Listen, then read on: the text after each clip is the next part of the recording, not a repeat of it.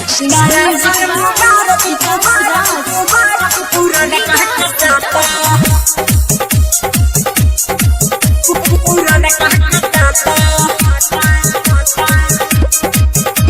नया साल मुबारक मुबारक पूरा कहता मुर्गा के संगे संगे मछली तराता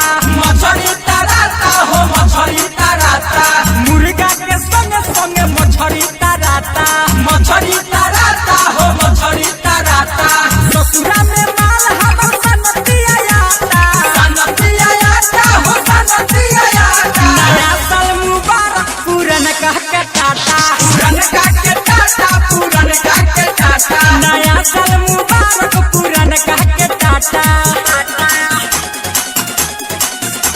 नया साल मुबारक पूरन कह के टाटा गेंदा के फूल जस खिलत रह रानी जिंदगी में सहारा ना आवे परेशानी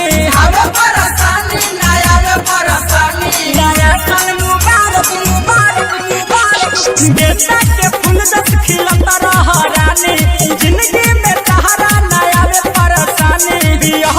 के बाद जनी तुरी हाथ नाता नया साल मुबारक पूरन कह के टाटा नया साल मुबारक पूरन कह के टाटा विद्यावासिनी रिकॉर्डिंग स्टूडियो दिल्ली। पूरन कह के टाटा सहारा बमा जाया हमारा बसाजा निर्मल योगेश कहे भूले तो राजा